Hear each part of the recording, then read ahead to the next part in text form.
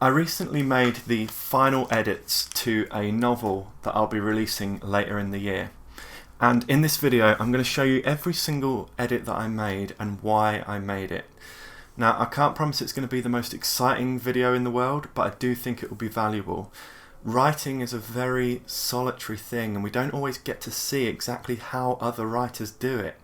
But in this video, I'm going to really explain the kind of finishing touches, the final changes that I made and why I made them. So they're not big structural edits, they're not huge kind of deleting characters or changing the tense or whatever. It's kind of those finishing touches which I think are actually often very hard to talk about and to teach and to share.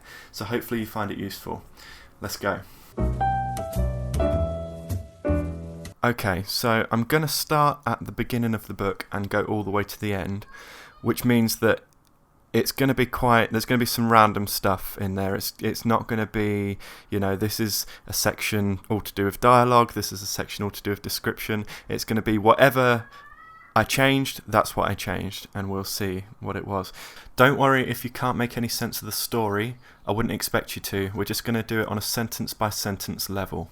So this first sentence: the little girl stares at me from across the room, and soon she'll be making the toughest decision of her young life.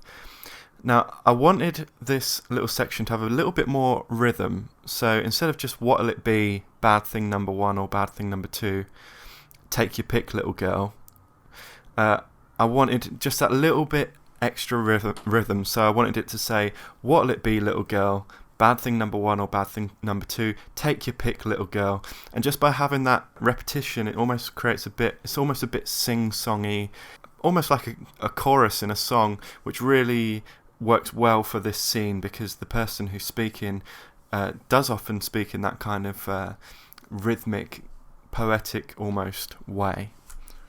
So then this is further down the same page. You can see it says, try it, I dare you. Prematurely poke your head outside. Your mind will be spaghetti in 3 milliseconds.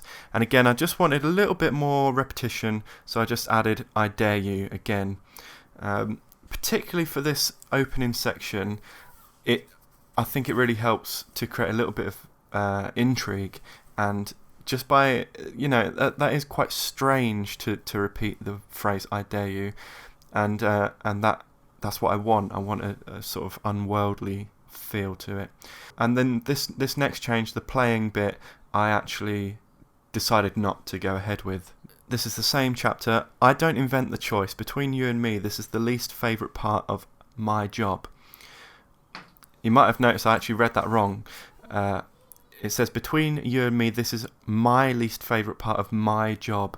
And I just think that's a little bit awkward. So I wanted it to be either the least favourite part of my job or my least favourite part of the job. And I chose that second one. I just think it makes slightly more sense. And then, again, I've repeated that little girl thing. So I do need you to choose, little girl, rather than so I do need you to choose. But you can take as long as you need. Again, just tying in that little bit of repetition, and it sort of gives it a bit of style in a way. Sometimes I think Chuck Palahniuk is really good at this. He'll repeat tiny little phrases and stuff, and it creates a really nice sense of style and poetry within it. This is a small one. I'm just pretty sure that samurai has a capital S. According to Microsoft Word, you can spell it with a small s, but I just thought a big S would work better there. This is a continuity one. So satisfied, I switch off my computer and write a list of all the outstanding jobs. Later on in the book, I actually say that his computer isn't even on. It hasn't been on for a long time. So that was a continuity one that I realised and just had to scratch that little bit, which is fine. I can't look at Duant's smug face any longer, so I gaze up at the lanterns of the bridge.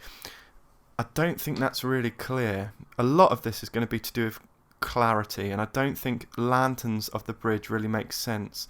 So lampposts along the bridge made a lot more sense because that is what I'm talking about. I'm talking about when you're on a bridge and there's lampposts along it. That's what I'm trying to say. So lanterns didn't quite work.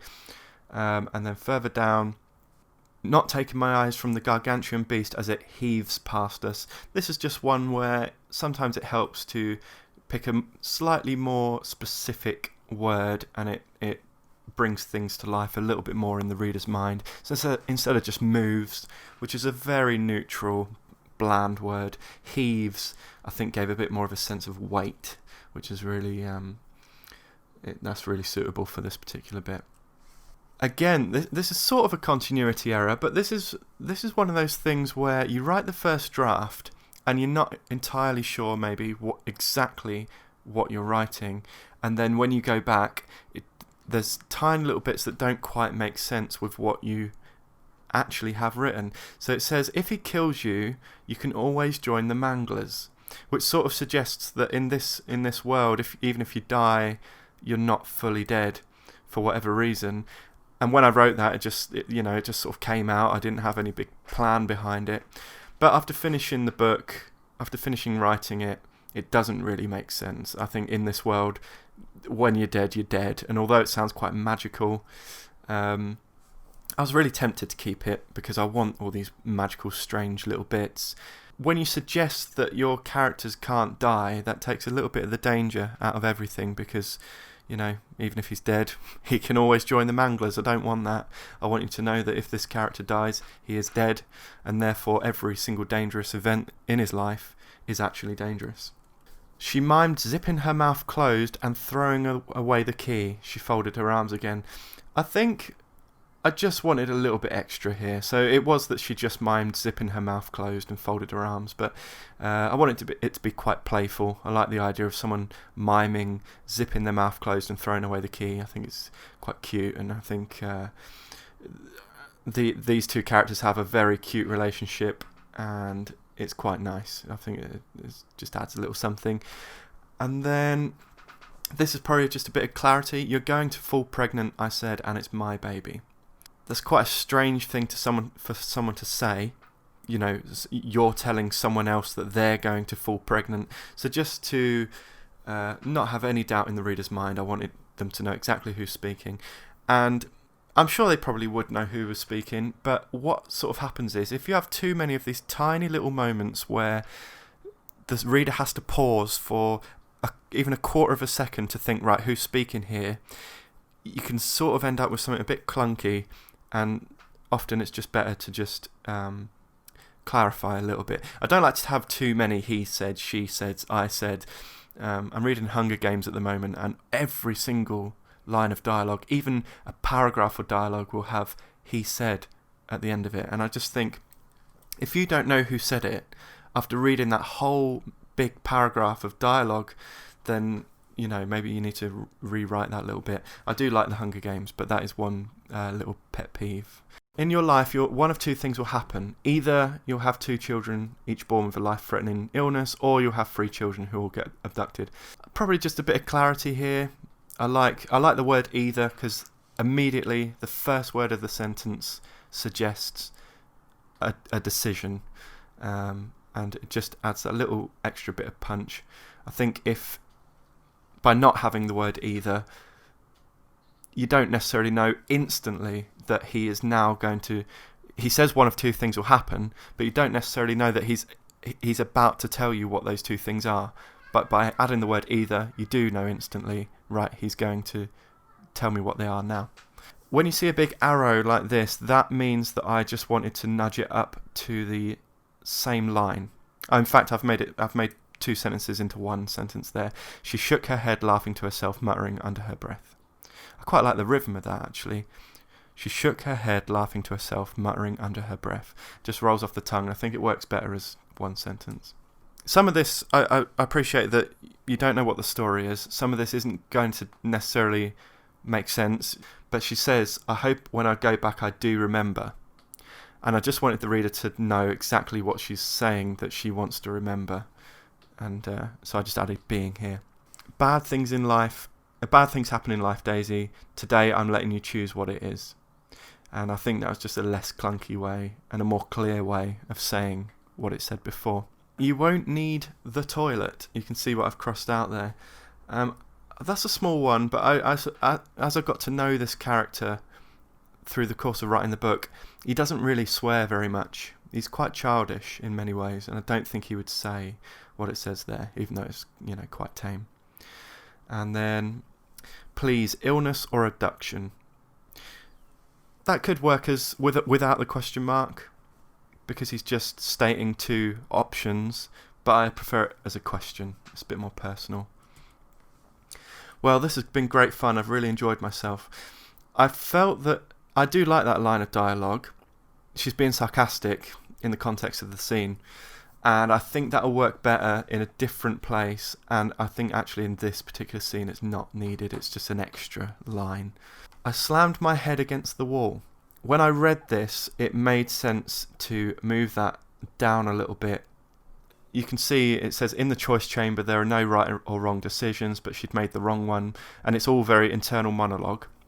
And then I slam my head against the wall, which is action, and then back to internal monologue. I wish I could have influenced her in some way. So it made sense to me to have the two bits of internal monologue first, then the action, and then Diavolo. It did say, Diavolo always told me not to get involved with reality. And I've changed it to, Diavolo had warned me more than once not to get involved with reality. A couple of reasons for that. This particular section is in past tense because he's recalling a memory. And the phrase Diavolo always, even though that works in past tense, it sounds very present tense, and it sounded a bit clunky. I also wanted to emphasise that Diavolo had warned him more than once of this particular thing.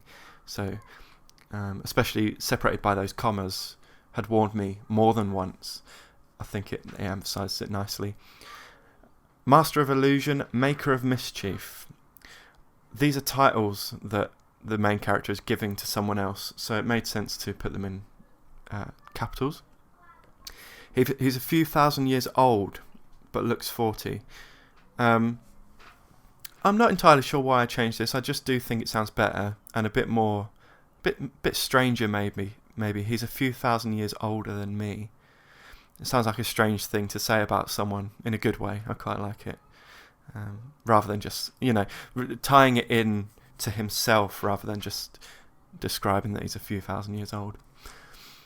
All choices are fair, he says.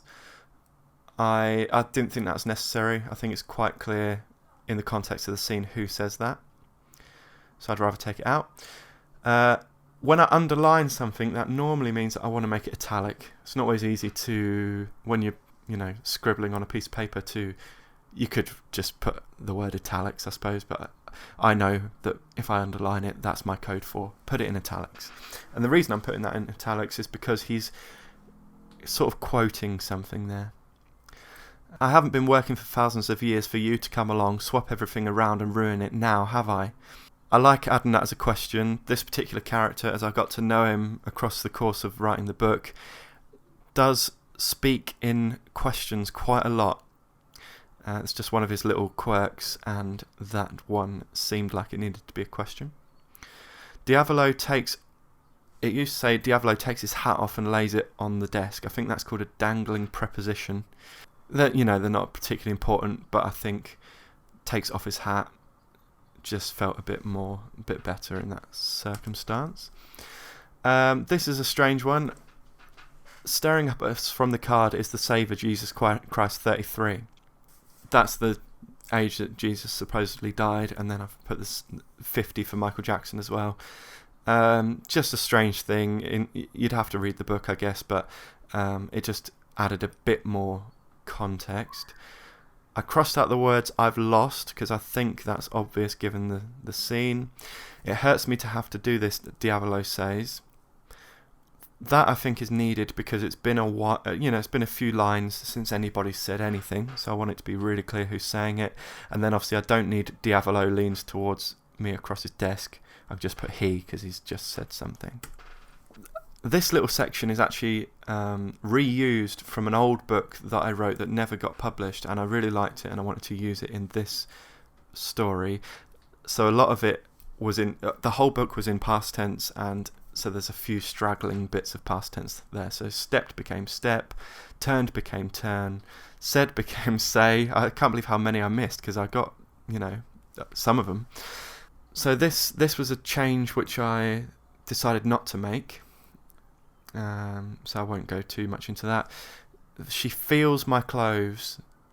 That's quite a bland word. I changed it to touches, which is quite bland as well, but it gives a tiny bit more of a sense of what she's doing there. She holds her hand on her abdomen, inflating it, puffing her cheeks out. I just wanted, again, it's the same character who mimed zipping her mouth shut and throwing away the key. Just wanted an extra little bit to the pantomime there. I like the idea of someone miming that they're pregnant by putting their hands on their abdomen, inflating it and puffing their cheeks out. I think that's, again, quite sweet. Daisy hasn't touched her Guinness, preoccupied with something. Just didn't feel the need for the words with something. I'd always rather use fewer words if I can. Again, the whole pub is dark. Obviously, I'm talking about the whole pub. Maybe not obviously, but I don't think it's important that we know that the whole pub is dark. If I say the pub is dark, we can assume that it's the whole pub that I'm talking about. Framed on the walls were newspaper clippings.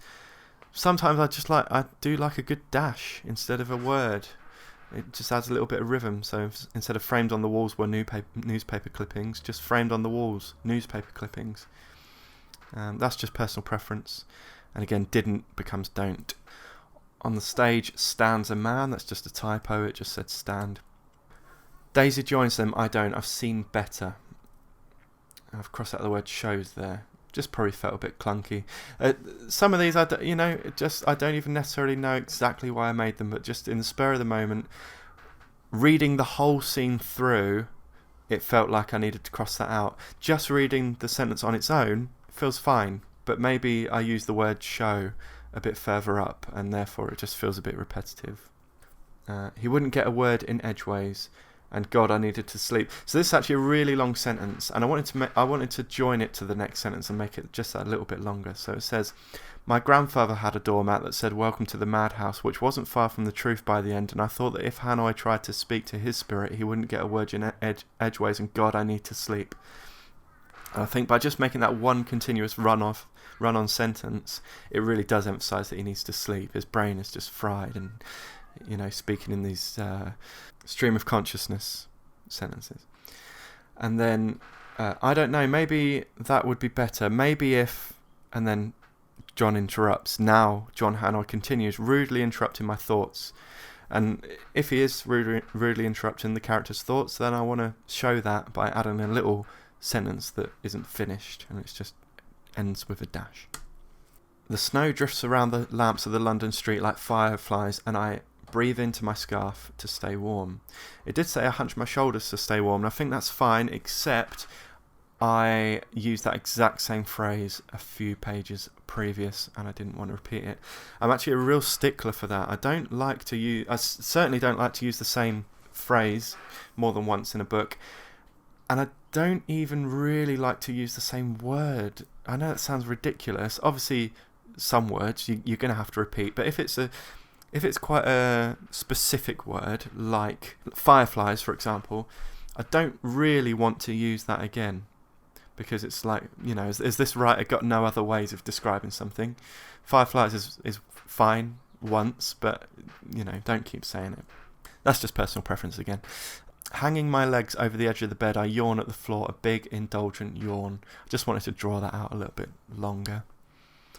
My carpet is patterned in floral diamonds, and I can see faces in them that I've never seen before. Just noticed adds a little bit more information, I think. There's a difference between seeing something and noticing something, and I want to emphasise that he's just never noticed them before. These things don't just look like faces, they are faces, so that underline again means that I want it in italics to emphasise that they don't just look like faces.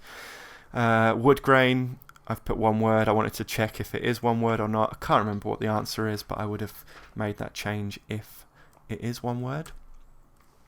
The fumes of the hot butter and caffeine make me gag again. That is one where I've used the word gag. You can just about see it at the top of the screen there. It says makes me gag. So I wanted to shake it up a bit and put queasy. I'm fine, I tell her. Everything okay with you? Again, this is one, did you want to talk to me about something? He's already said that further up in the book in a different chapter, so I don't want to keep saying the same thing. I won't do anything like that again.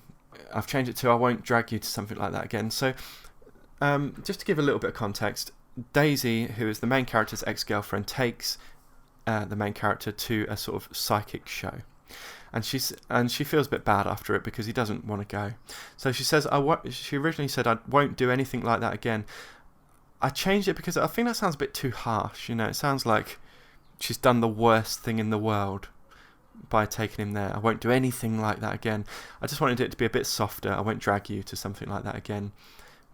Some of the sunflowers are peaking. That's just the wrong type of peak. I've added a little bit of italics there. I can't go through that again. It's better this way. I just wanted to draw that out again. Sometimes if there is a really important, pivotal part of the book, you really want to make sure that it sticks in the reader's mind. If it's just one sentence or even two sentences, the reader might read it and not think much of it. But if you can just draw it out that little bit, not in a boring way, but just in a way that, draws attention to itself, highlights it a bit more, it's worth doing that if it is a very important thing that the reader needs to know. If it's an important character moment, there's nothing wrong with drawing it out a little bit. 1 p.m. I've changed to 1 o'clock. Just personal preference. It didn't looked a bit ugly to have speech marks followed by a number, but that's just personal preference.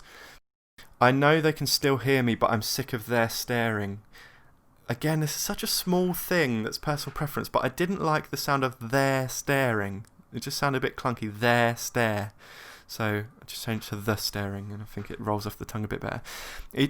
It's funny, this is quite a late draft. This is the final draft of my book, and these tiny little things are things that you can look out for in your own writing, and it is very subjective, and it really is kind of the finishing touches, tiny little things that just make it flow that little bit better.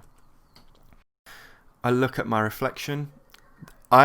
This is a trap that I fall into very, very often. I like to explain where a character is looking a fair bit, actually, because I think that by knowing where a character is looking, you can tell a lot about how they're feeling. If they're looking at their hands, they might be feeling a bit uncomfortable. If they're looking at the sky, they might be wishing something was different. If they're looking at a person, they might be attentive, making sure that they take everything in that the person's saying, and so on. So I do say I look a fair bit, and I wanted to change it a little bit. I study my reflection, and study adds a bit more information than look. It implies that he's really taking it in and inspecting it. Inspect would have worked as well. Mushroom lenses, that probably doesn't make sense unless you read the book, but I just wanted to highlight something there and remind the reader of something there. It never ever rings. I changed it to it never rings ever. And again, it's just a way I think it emphasised a bit more that his phone never rings. As the man on the phone told me, again, I think the word instructed gives a little bit more information than just told. So I changed that. That margins, I say, bit, I'd written it a bit wrong, actually. That should have been there, and it looks like I accidentally deleted it. I'm silent for a few seconds, waiting for whatever is supposed to happen. Now, that sounds a bit clunky, that I've added the phrase to happen. But actually, it's a slightly comical scene. And I think by having that little bit of repetition, that still makes sense, waiting for whatever it is to happen. I think it's fine without that extra to happen, but because it is a silly, it's a bit of a silly moment, I think it highlights the silliness of the situation there, just a little bit, in a very subtle way.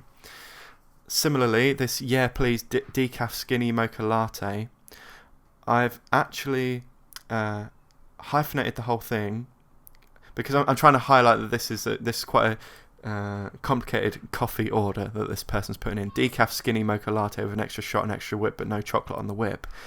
In fact, when I went and made this edit, a lot of readers would hate this, but it was just something I wanted to do. I've made the phrase decaf skinny mocha latte all one word. Of course, it's not all one word, and I know that, but by having it all as one word, it really highlights how she just blurts it out before the main character can even take it in, and he says definitely have not got it, and highlight the not there. There's no reason or empathy. I've changed it to there is no reason or empathy. Very small change, but it just added that extra little bit of weight. There is no reason, rather than there's.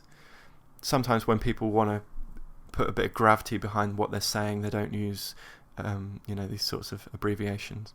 I've changed a crisp packet drifting across the road.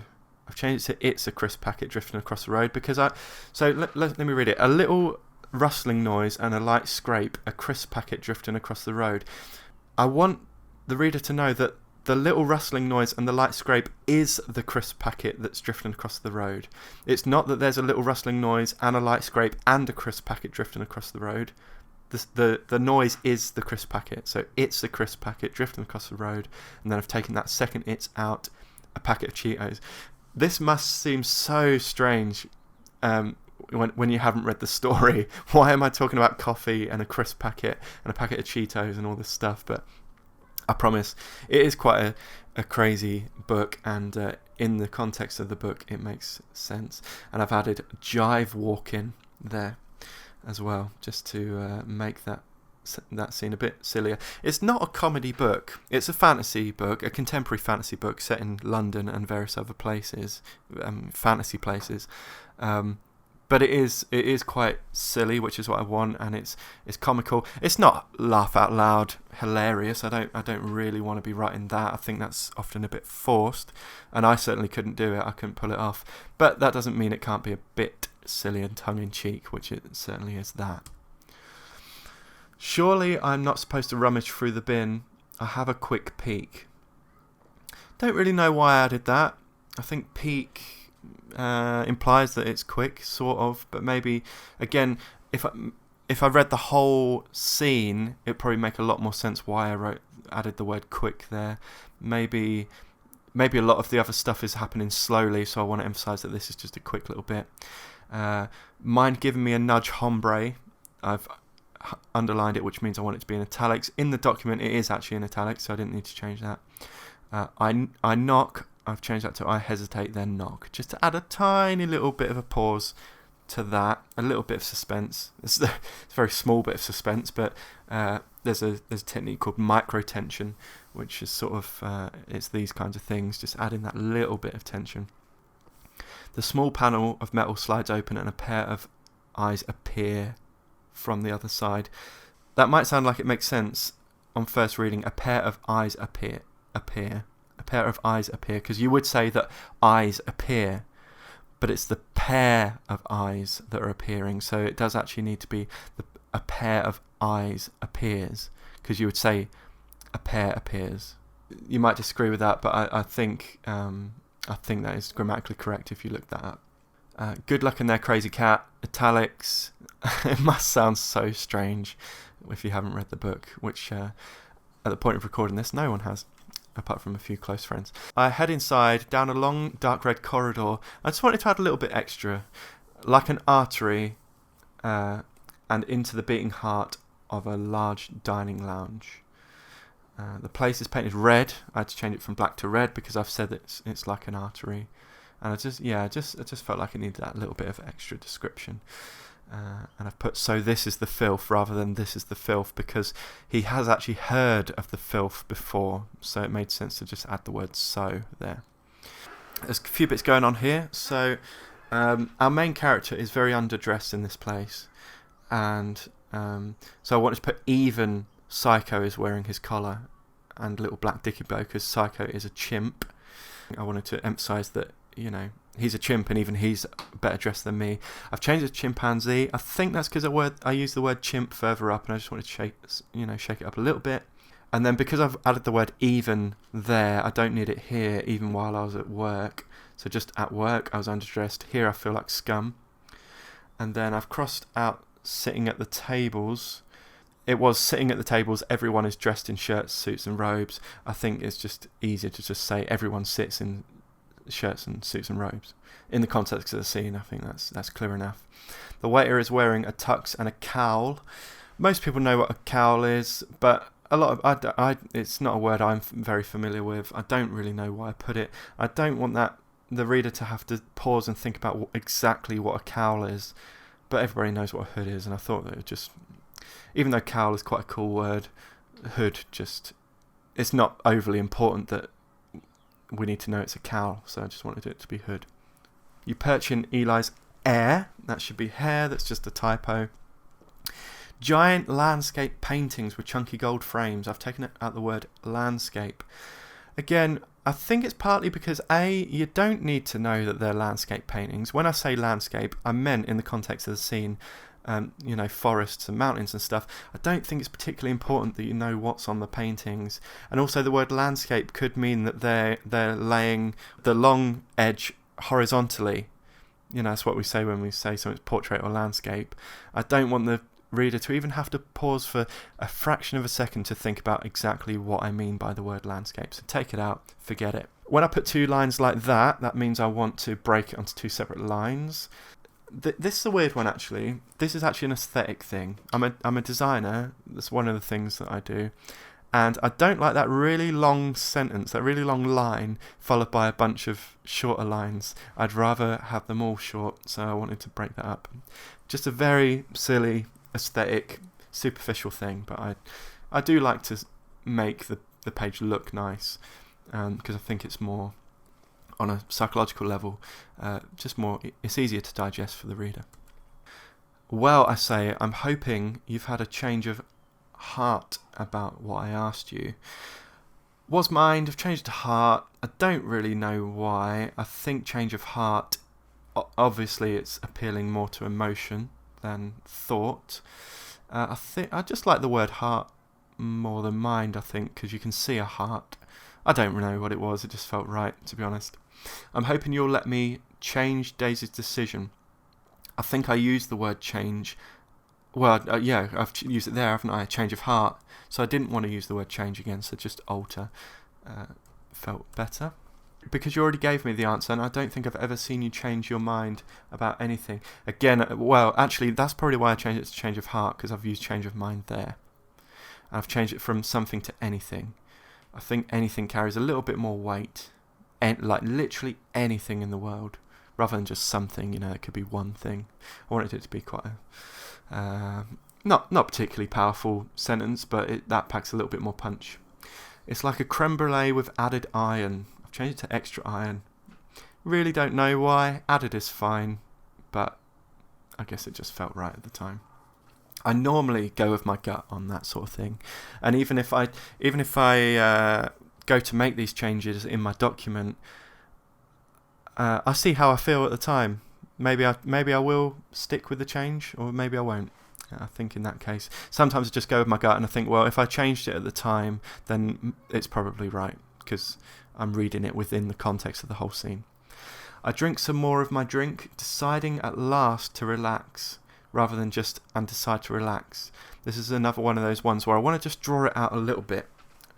He's been a bit nervous up until this point, but now he's deciding at last to relax. And I've even added may as well enjoy it, just to show that he's now in a slightly different place emotionally, and he's feeling a little bit better. Really, I don't know why. I kind of assumed you owned it or something. I just didn't feel like the phrase I don't know why was needed there, so I took it out. I can't really give much more information than that. In fact, this is the first time I've left the Bridgelands in a very long time. Just a bit of a weak word. In fact, the phrase very long stretch is still a little bit weak, but not every single line has to be the most powerful line in the world, because then when you do want to write a powerful line, it doesn't stand out so much. But a very long stretch is slightly better than a very long time, I think. Because time... There's a lot, time has a lot of different meanings, but stretch implies this, this drawn out space of time. If you help me, he says. I just wanted to italicize you and me, because the main character is asking for something. There's a difference between saying if you help me and sort of just saying if you help me. By italicizing those words, I'm sort of showing, look, you want something from me, but you need to help me. Psycho holds his upside down. I've changed it to his menu upside down, just so that the reader knows exactly what I'm talking about. A lot of these will be to do with clarity, because I really, as I said before, you really don't want your reader to pause for even the shortest fraction of time and think, what are they talking about there? You want it. Writing that flows is writing where you can just read it and you know exactly what it means. Even if something quite complex is happening within the context of the story, on a sentence level, we should know exactly what you mean.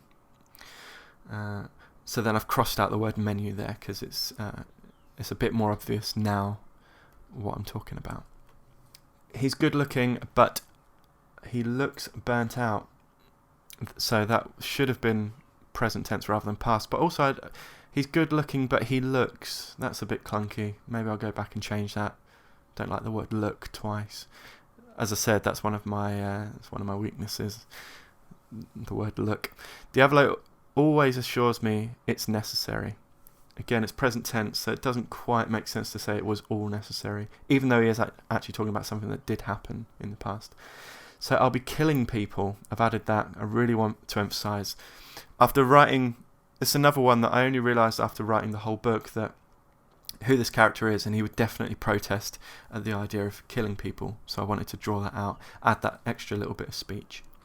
It's a bowl of yellow beige slop made of nothing but sugar and fat, a sickly smelling congealed mess, a disgusting, and then it says, oh, and there's Psycho slopping his whole bowlful into his mouth. Just wanted to add a tiny bit more description before I interrupt myself there. It all sticks and drips down his mouth. I'm talking about a chimpanzee here. Mouth probably doesn't quite do it justice, so I added rubbery lips because I think that just conjures a bit more of an image in the mind. And then this is one where I just wanted it on one line. I eat some, like the drink, it's not as bad as I thought. I think because I've written like the drink, it's not as bad as I thought, that's very related to the sentence I eat some, so they might as well be one line. I'm already shoveling it down. Once again, just drawing it out a little bit more. I want to be very clear what he is shoveling. He's shoveling down the stuff that I've just been talking about. I'm sure a lot of readers would know exactly what he's shoveling, but also it does add a little something, shoveling it down, because you're imagining it then sort of going down his throat rather than just shoveling. Those kids are starving to death, and here we are sitting guzzling down mash. Look at my handwriting. I've got the worst handwriting. I just think that emphasises it a bit more. And we're sitting here guzzling down mash. Here we are, I think, draws a bit more attention to themselves, which is important for that particular sentence. Diavolo gawps at the screens. I've actually made it slightly weaker. Gawps is a better word than watches. I think it gives more information. But after getting to know Diavolo, he's not the kind of character that gawps at things. He's quite... He knows what he's doing, so he would watch something. He would watch the screens a bit more, with a bit more purpose than just gawping like a moron. Maybe he's right. I've changed that to he could have a point. I just think it just felt a bit better in the scene. The piano plays, accompanied by the slow thrumming of a double bass. Thrumming could be quite quick, couldn't it? It could conjure the idea of like a... Some things are so psychological they could be rubbish. For example, thrumming makes me think of humming, which makes me think of a hummingbird, which obviously beats its wings very quickly. So slow thrumming, you still get the idea of almost... It also sounds like thumb, doesn't it? Thrumming. So when the phrase slow thrumming makes me think of someone slowly, plucking the strings or thrumming the strings of a double bass. I just wanted to clear it up. I feel like a creep. I've changed it to I feel like a simp. That's quite a modern word. I don't really like it, but just for whatever reason, it gave a bit... I think it's a bit clearer exactly what he's saying. Creep could mean a few different things, but simp, if you're familiar with that word, you know exactly what it means. This is an interesting one, sort of. The start of the chapter, and by the way, there's 9 chapters, and we're on 5, so you can see how long this is. But when you start a new chapter, or even a new scene, the reader isn't necessarily going to know exactly where and when we are in the story, in terms of location and stuff. And this chapter actually follows on directly from the previous chapter, and I wanted to make that obvious, so I've put 5 bowls of mash and I'm full. Indulgence is still singing, so we know sort of how much time's passed on the stage, and I try my best to listen to Diavolo. So rather than just starting with Eli, do you know why we do what we do? That could be anywhere, in any place, in any time. It could be anybody saying it. But I've said I try my best to listen to Diavolo. We know that we're still in the restaurant place. We know how much time's passed because someone is still singing, and we know who's talking to who. Or whom, seeing as we're editing today. A few things going on here. So that's right, Commerce of Art, Ratio of Philosophy. Ratto of Philosophy. They were sort of placeholder names. I now know exactly who these two people are, so I've put their real names in. Eli, she's the most potent and wicked creature there is. I could have put you've ever laid eyes on. It sounds a little bit cliche.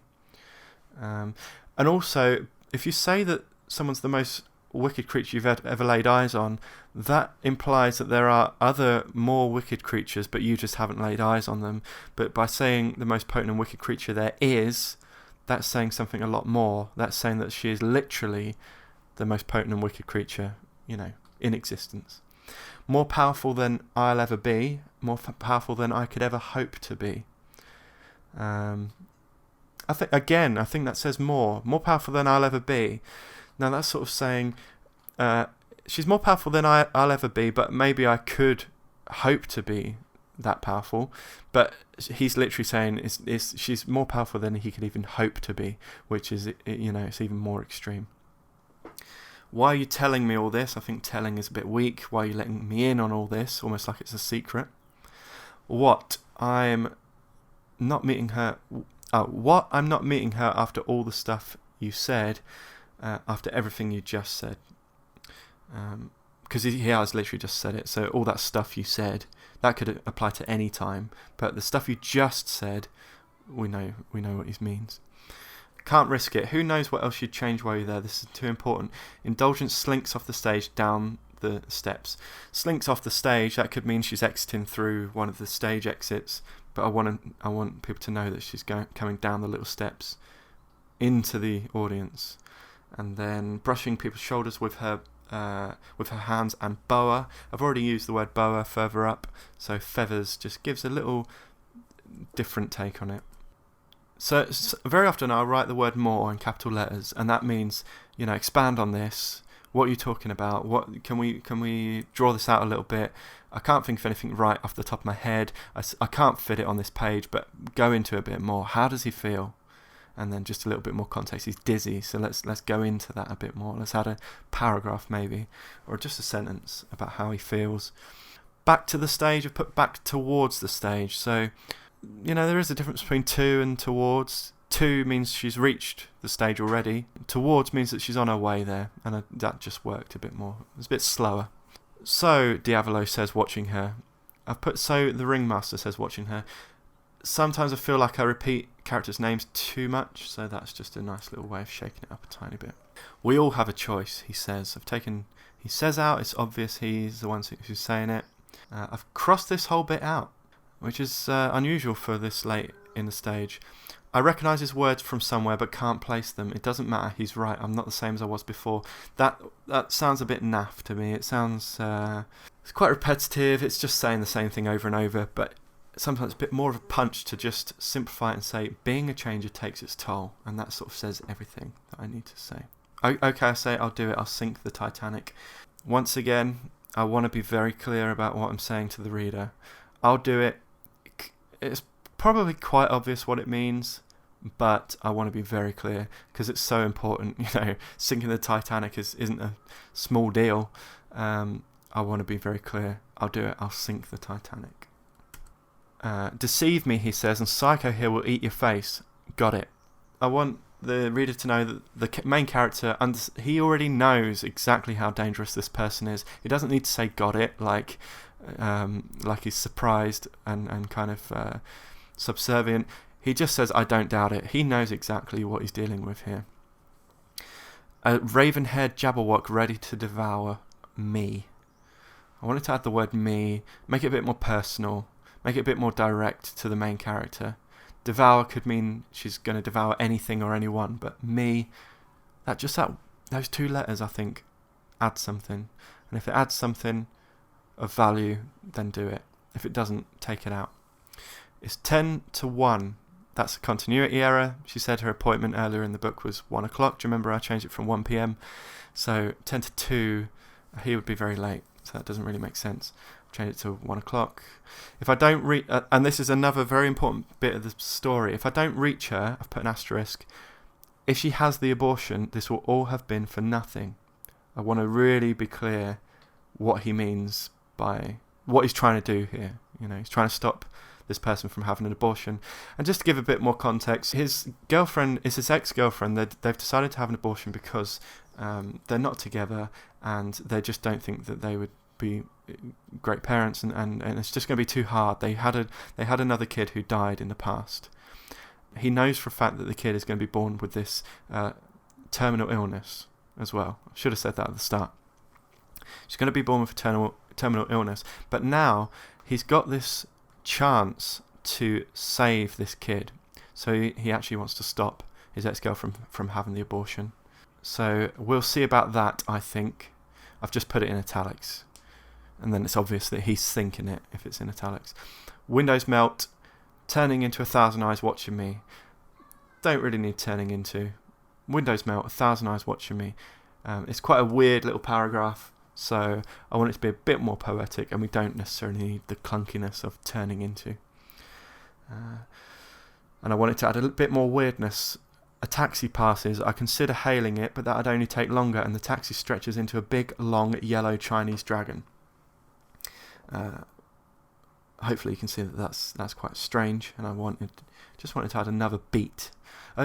This is a big part of what I try and do. Sometimes something will feel wrong, and it's just because there's kind of one beat missing. You want a rhythm, and I don't mean the sentence rhythm of the syllables, but the rhythm of, right, okay, he's thinking something, now he's doing an action, now he's saying something to someone, and now there's a bit of description, and sometimes there's just one beat missing, and you just need to add another one.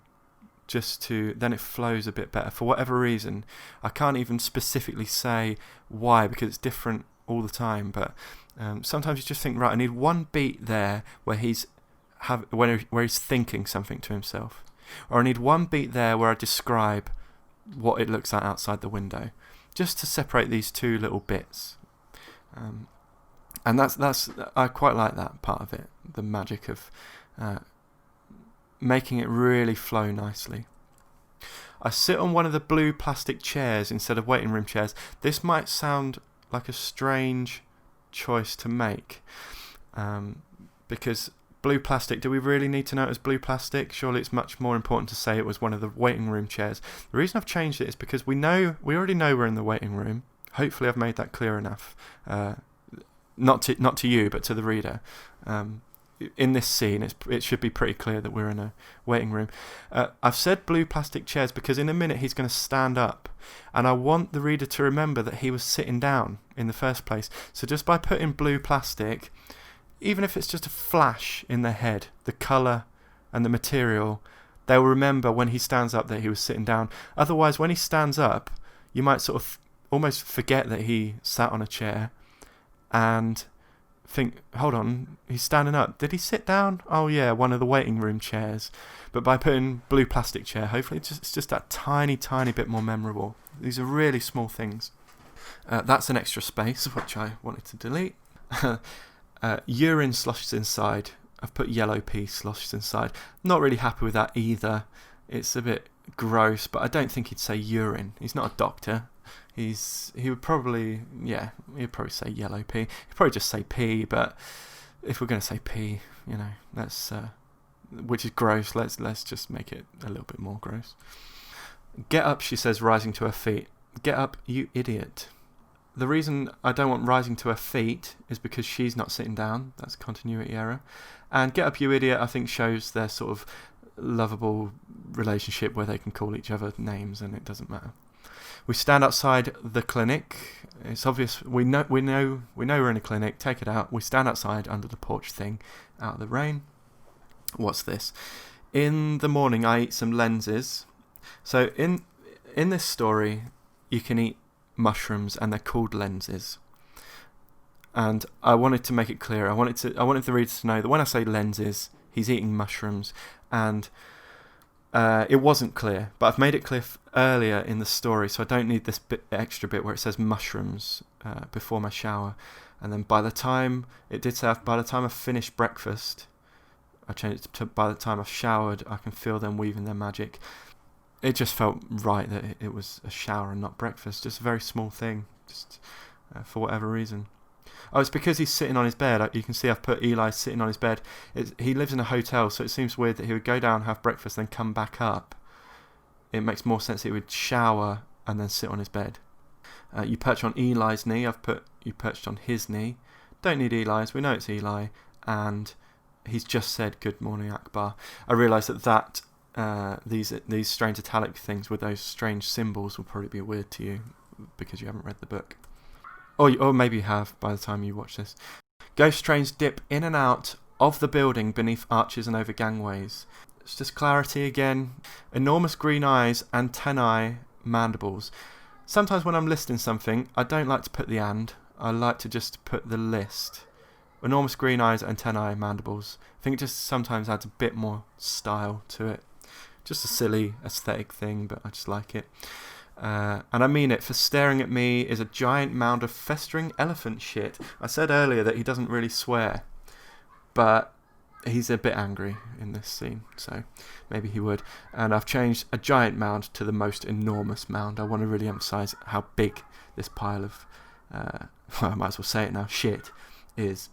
Flies swarm, and the mound warps the air with its heat. We can turn Tower Bridge into a massive pinball machine, but somehow someone still has to shovel the shit. Just wanted to draw that out. He's annoyed, and just adding the word somehow. He's like, why do I have to do this? And again, that must seem weird, turning the Tower Bridge into a pinball machine, if you're not familiar with the book. This isn't an advert for the book, I promise. I'm just trying to get across that, I'm not expecting you to understand exactly what's going on. It takes 4 or 5 hours, the sun's static in the sky. I want to be clear that it's the shoveling that takes 4 or 5 hours. It could be anything. And then while the sun stays static in the sky, it's quite a strange thing to say that the sun is static in the sky. The sun moves, we know that.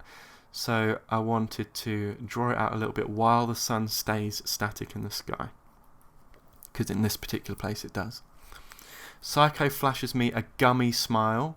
I do quite like that, but I've changed it to an ugly smile. I don't know why. Maybe I used the word gummy earlier. Or maybe it's just not quite clear. It sounds like he hasn't got teeth, doesn't it? A gummy smile. He has got teeth, sharp ones, so an ugly smile made it. And I think I actually changed that to a grotesque smile when I came to type it up. It stands almost as tall as. That should be as. She's not wearing her ceremonial gear today, just a giant naked beast. I've changed it to she's just a giant naked beast. The reason being, I'm talking about a diplodocus here, which again must seem strange. She's not wearing her ceremonial gear today, just a giant naked beast. That sounds like she's not wearing her ceremonial gear, she's wearing a giant naked beast. And it's just small things like this.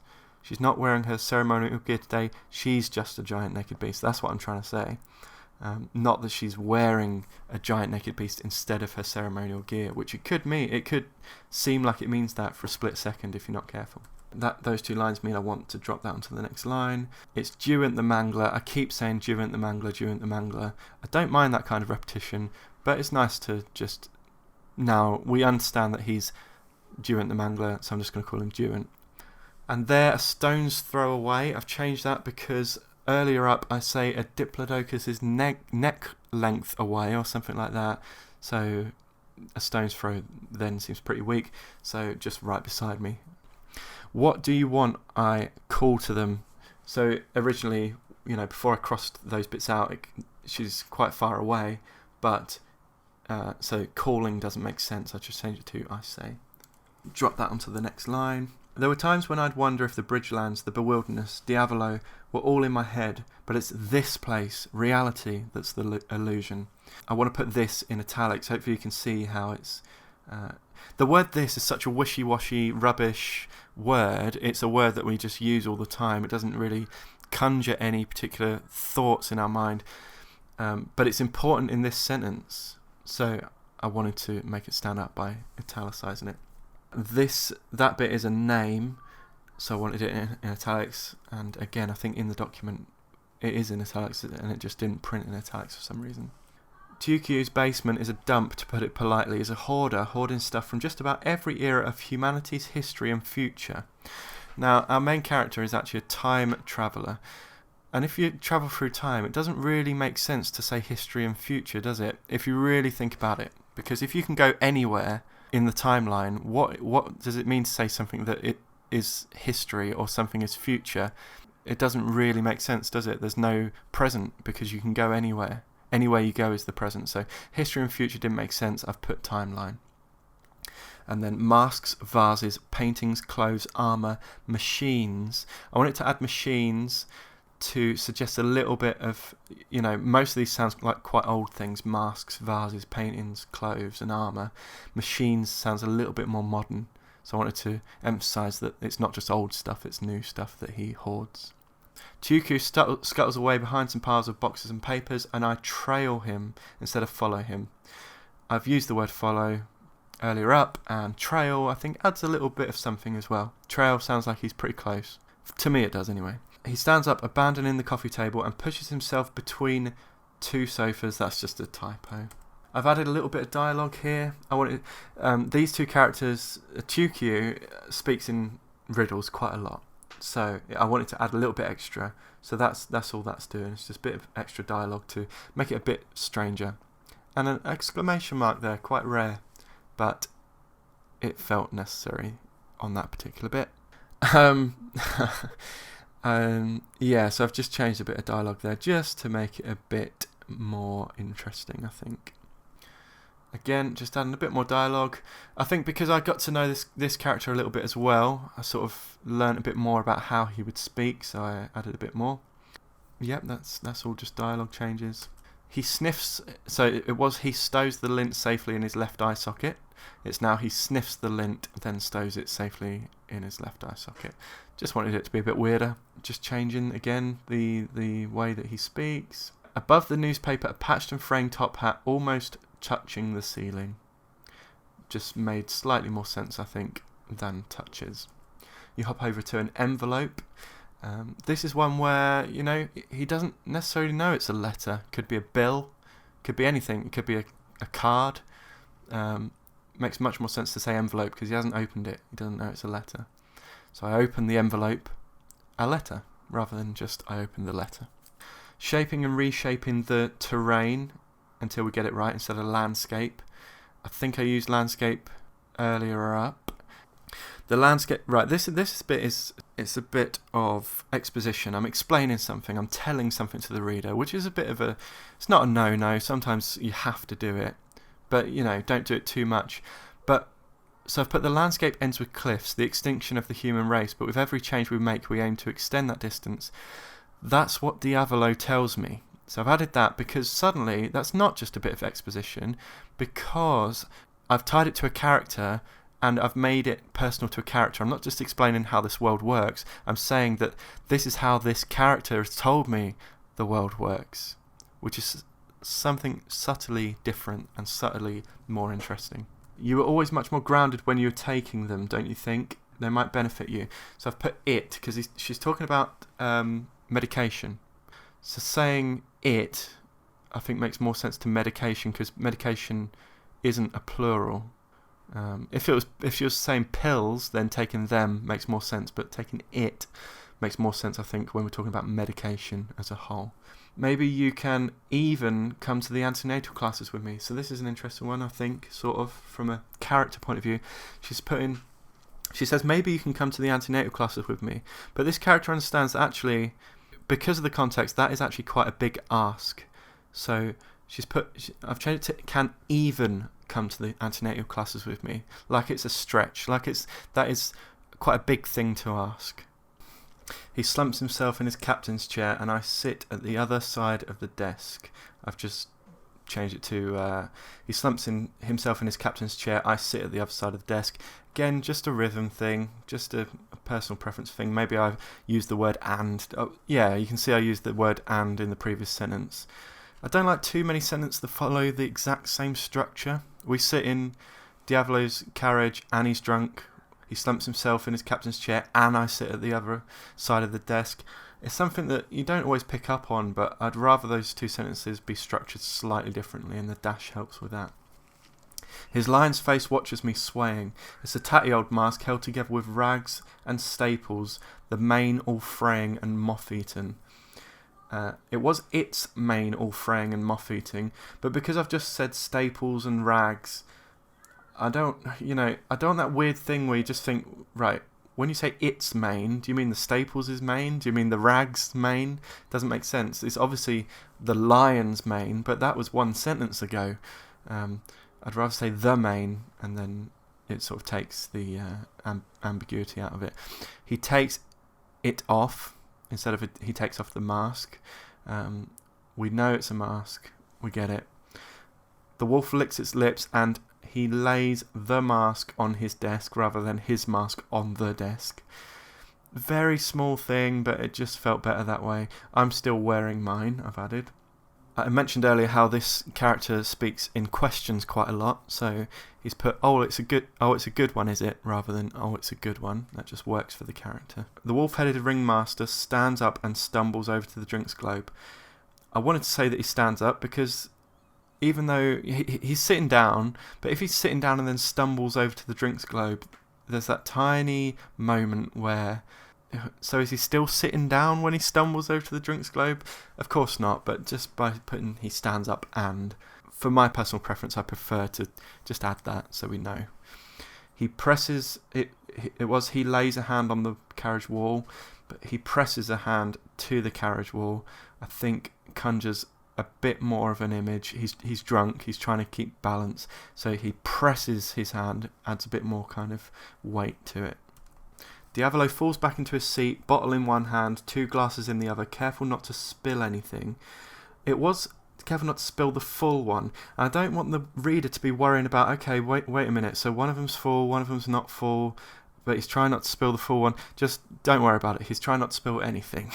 And then it says, a bit like me actually. I've just crossed that out. After getting to know the characters, that particular sentence didn't really fit for the character. I missed out a full stop there. The word stet, I don't know what it means, but it just means leave it how it was, basically. Sometimes that's not obvious if you don't write stet, because I've crossed it out, but actually I don't want it to be crossed out. So how do you uncross the crossing out? So stet is quite a helpful little word there. By the time you've finished, and I've put the assignment, I want the reader to know exactly what he's referring to when he says by the time you've finished. Psycho hisses at me, then lopes over to the other side of the carriage, pointing at my face. That's just, in the context of the scene, that's just to add a little bit of humour. The idea of a chimp kind of loping across the other side of the carriage, and then, because the main character's just taken his mask off, so I like the idea of the chimp pointing at his face, like it's confused. I'd say you were trying to talk me out of this, but if that's the case, then I don't understand. But I'd rather it just be, I'd say you were trying to talk me out of this, but you can't be, this was your idea. Can't really explain why I changed that, but it just felt right. Another stet, I changed it because I thought that I needed something. Realised later on, I don't need it, cross it out, leave it. I look at the young woman again. I look at Icolo again. He's only just met this person. I think if you only just met someone, you don't necessarily refer to them as their name in your head. Even though you know their name, you still maybe just refer to them as the person or the woman or the man. It seems a bit too early to be referring to her by name in his head, so change that. Little argument here. No, you can't. I can. It'll be... Yep, sorry, I can't really explain why I changed that one. Just felt the need to. More, again, you can see capitals more. That means that I need a bit extra there feels a bit too quick. Maybe I've underwritten that. I need maybe just one more beat, or maybe a whole paragraph of just a bit more to pad it out. We can't start the assignment until the masquerade is finished, so I go back to my carriage and lay on the bunk for a while. I've changed it to my bunk for a while. Probably not needed. I've put my carriage, but I want it to feel like he feels at home there. It's his carriage, it's his bunk. This is just a silly bit. He's mimicking like a cop in a crappy police soap. I work alone, Diavolo. I don't need no stinking partner. Eli works solo. You got it? I just thought you got it was a bit more... It sounded a bit more like one of those police soaps rather than just got it. I stare up at the marionettes hanging from the ceiling. I've changed it to my ceiling beams. It's not obvious how a marionette would hang from a ceiling unless you mention the beams. You know, are they stuck with glue to the flat part of the ceiling or what? So just a bit clearer. Even though it's not important, but it just helps to solidify the image in the mind. I've always tried my best, but he's never shown me the bigger picture. He's always going on about. I've changed it from talking to going on about. Going on about, you know, it makes it sound like he's getting a bit annoyed with it by now, which he is. So it adds a bit more information than just talking about it. This is a strange one. He's almost having a dream here. I picture a planet of water, just water in every direction, dark and green and as still as a bath. I sink and I like it. The water swallows me and I feel at home. And I've repeated, I feel at home, which might be a strange choice, but because it's sort of a dream, it's sort of a daydream, it feels a bit dreamier to add that kind of echo at the end. There's a suitcase beside her, a black cat in her arms. Just didn't feel the need for the and. That's fine. I grab it, step outside and lock the door. So he's inside, he's in a carriage, and it didn't make sense to just say he's grabbing his suitcase, I grab it and lock the door. He's got to step outside first before he locks the door. Not all writers will worry about that, and you don't really need to worry about it. If he's grabbed it and he's locked the door, then obviously he's stepped outside. But it's just that thing. He could have grabbed it and locked the door and stayed inside and locked it. For whatever reason, he's stayed inside and locked it. But he hasn't, so I want to make it very clear that he stepped outside and locked it. There could be 1% of readers that thought that he had stayed inside his carriage and locked the door and locked the other person out. And I don't want that 1% of readers. I want 100% of readers to know that he stepped outside and locked the door. Christ, Eli, not exactly packing light, are you? Again, these people have only just met. I don't think people always who have only just met refer to each other by their names. So she just says Christ, she says, rather than Christ, Eli. This is where I've moved a paragraph up. So it makes sense when you read the whole paragraph, it makes sense to swap those two around because he's describing something and then talking to the reader, whereas at the moment it was describing something, talking to the reader and then continuing to describe it. I've crossed out the name there, doesn't need to be there. This was two separate sections and I've joined them with the phrase, and while we're at it, there's a few things I should explain. They really don't need to be two separate. And what's projected on the surface of this bubble, the three-dimensional cross-section rather than just the cross-section. I want to be a bit more clear. The reader doesn't need to know exactly what I'm talking about, but that is quite a weird sentence. It's quite a weird thing I'm describing, but I just wanted a little bit extra there. In this place, we see it all at once. I've put in the place where we're headed, we see it all at once. It's a bit clunkier than in this place, but I want to make it very clear that the place he's describing is the place where they're headed. It's not just some random place in this place. That's where they're going. But you don't need to worry about all that, not yet. So rather than just, but you don't need to worry about that. Because I really do want the reader to understand, look, I've just described something very weird, but, don't worry about it. I'm just setting you don't need to remember all this. I'm just setting a scene, really. You don't need to worry about all that, not yet. So I've drawn that out a little bit. And then I've even put, my point is, getting back to the point, when we step into the 10th act bar, I'm not sure what you'll see. And you could sort of say, well, if we don't need to know all that, and you're just veering away from the point, then why even put that in? I'm self-publishing this, and, maybe if it was traditionally published, I would take it out. But, when you're self-publishing, you can write what you want, and I really do think that this little section helps to set some kind of a scene, and I like it, so it's staying. But I want the reader to understand they don't need to remember it all, because it's strange. It certainly won't be what we saw before, and I've changed it to it certainly won't be a circus ring, because what we saw before is very vague. So let me just explain a little bit what about these weird symbols are that you can see. It's actually the reader in this story is a character, and it's told in second person, and the reader actually does little things, which is hopefully you think that's quite cool. If you've watched this video this far, then you're obviously interested enough to know a little bit about it. And in this particular bit, the reader is actually a cricket, but in this particular bit, the reader transforms into the reader, and so it says you transform into your true self, and I've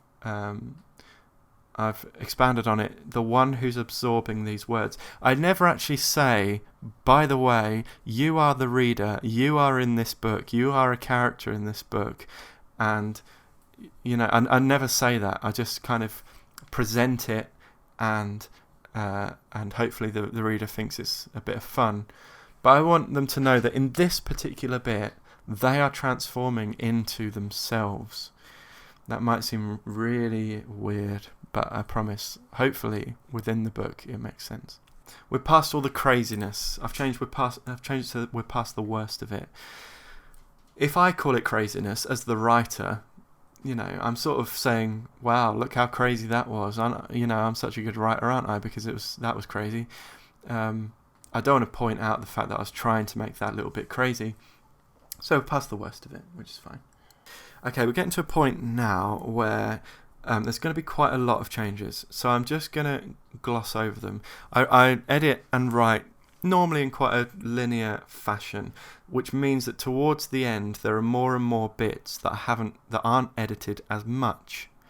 So there's more and more changes.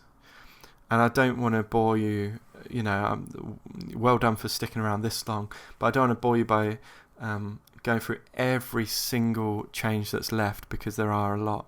But if there's anything particularly interesting that I see, then I will explain it. So I look around. I've mentioned earlier how I overuse the word look a lot. So I change it to I stretch my limbs and scan the landscape. But because I've said that, I then needed to change this from they punctuate the landscape to they punctuate the terrain. And the air is body temperature. I've changed it to tepid because I actually use the phrase body temperature further up.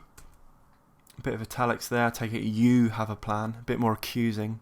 I wouldn't normally do this, so it says she says, but I've changed it to she sighs.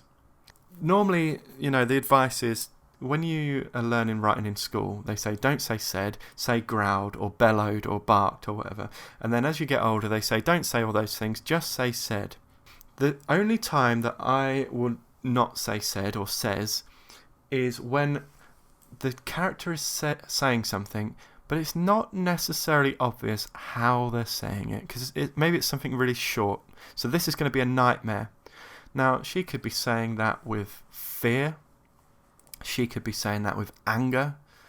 But actually, in this case, she's just saying it with a bit of frustration, a bit of exhaustion. This is going to be a nightmare. She sighs. It just adds a little something. I don't do it very often. Breaks hissing, I've changed it to breaks whooshing because I've said there's a long annoying hiss sound, so I didn't need to repeat that. Icalo has the faceless conductor. I wanted to make it slightly stranger, so this train conductor has no face. Taking out a few ands there. There's no one on the carriage except us. Again, a very small thing. There's no one on the carriage except us. I've changed it to nobody. I don't want any reader to think, what do you mean by one? There's no one what? But there's no body, nobody, one word. You know what I'm talking about. That means put that on the same line. She emanates a strange kind of beauty. I think that's a bit too writery. We can fall in the trap sometimes as writers to write stuff in a way that no one would ever say it. we can write something that sounds very deep and meaningful and poetic, and it's actually not, because no one would say it like that, and you're just being a writer. You're just writing words. So instead of she emanates a strange kind of beauty, just she's pretty. That's fine. She's pretty. I've already said that somehow, despite her ghostly pale skin and near lack of eyebrows, she's pretty.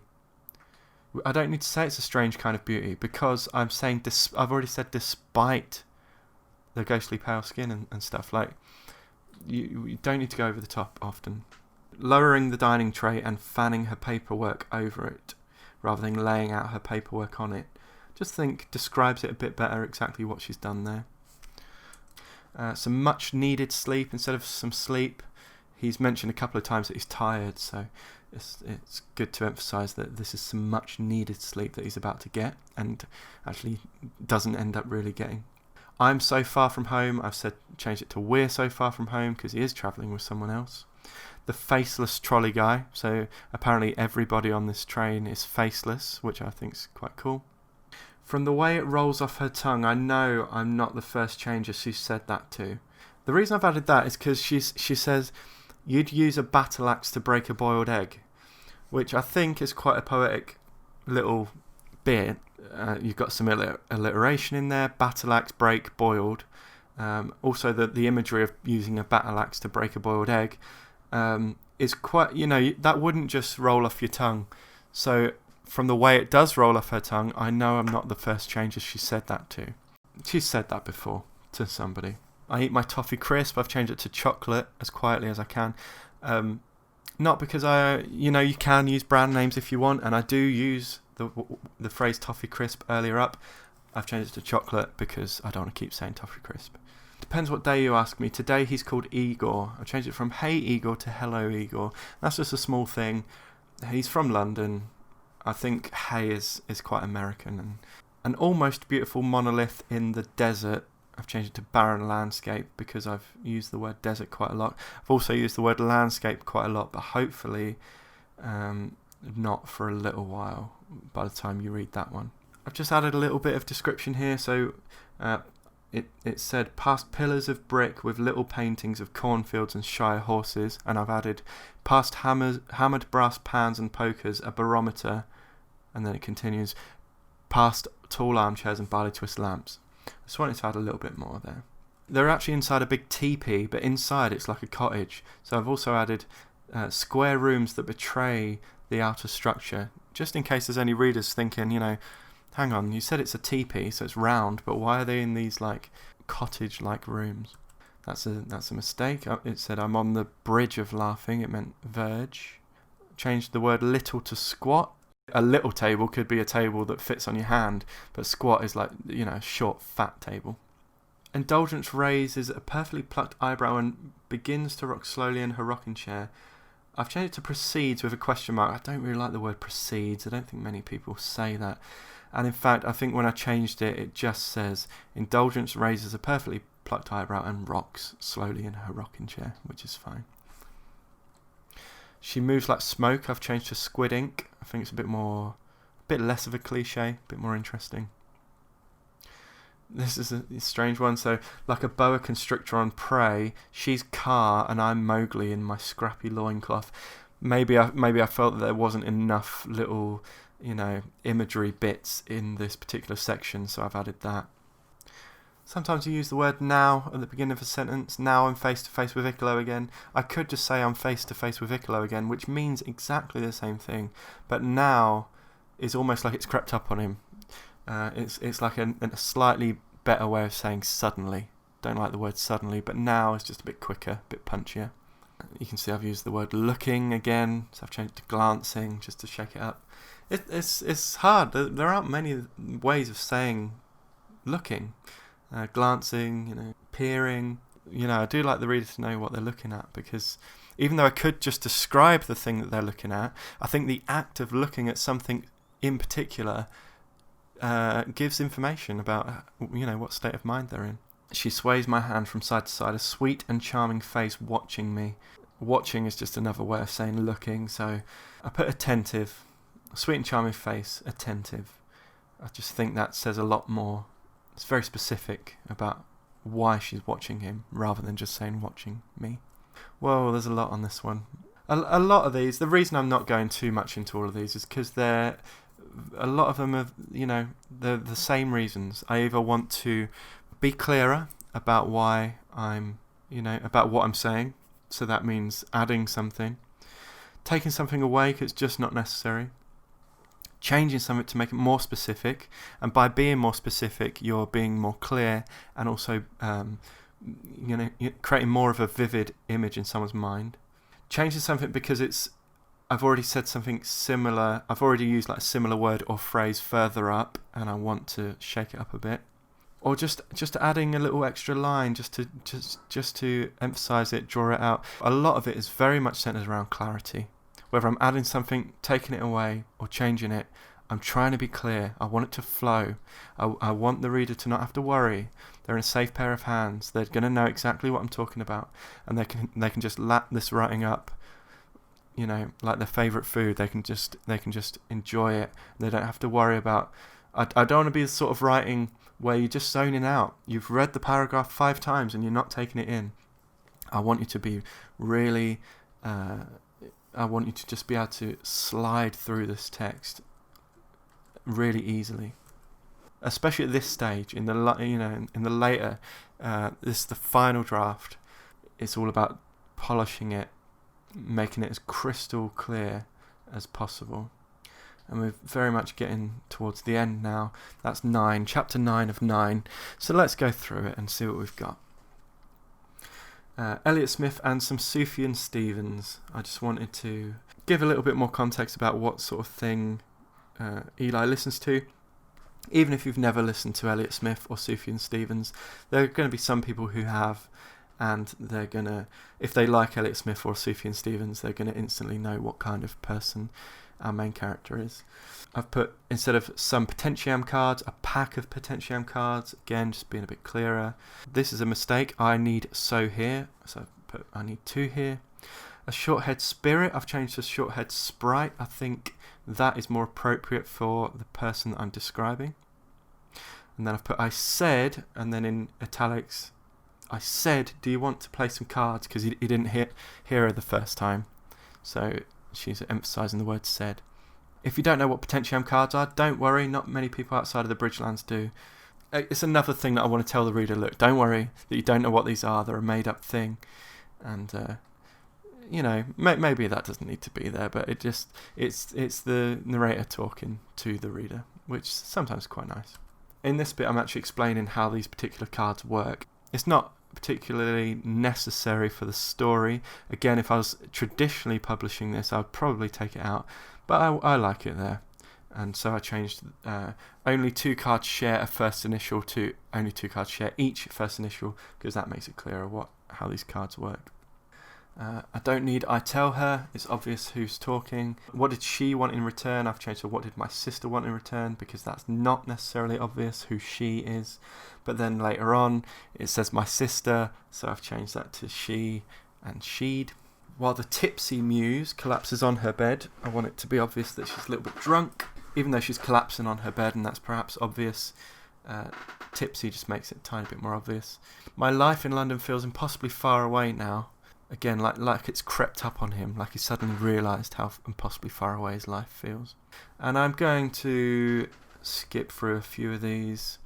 I mean, you're more than welcome to pause it and take a little look and see if you, if you agree with the change I've made, if you can figure out why I've made that particular change. There's certainly lots of little changes here. A lot of them are very similar. And that's it. Thanks, Akbar. You're a good friend. I hope you won't regret it. I hope you're ready. Sometimes the biggest thing that changes is yourself. And because this is the final little bit and it leads into book 2 and it sort of entices you for book 2, hopefully, I just wanted to draw it out a little bit more with that extra sentence. I hope you won't regret it. So there you go. I hope you found that useful. It was a long one. I I found it interesting personally to kind of go back and see why I'd made certain changes and if I still agreed with them, because it's a very kind of nebulous thing. You often change your mind. But I hope you found that useful. If you did, leave a like, and I'll see you in the next one, guys. Cheers.